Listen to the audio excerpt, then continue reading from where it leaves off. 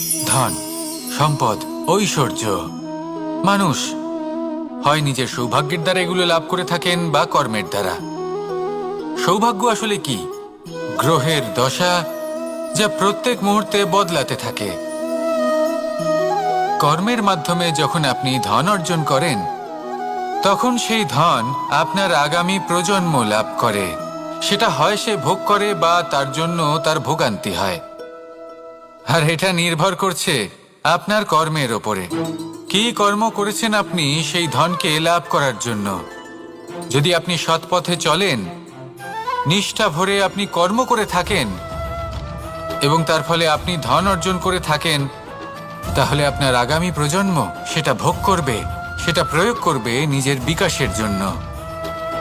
কিন্তু যদি আপনি কুকর্ম করে থাকেন, কোনো রকম ছলনা করে থাকেন এই ধন লাভ করার জন্য,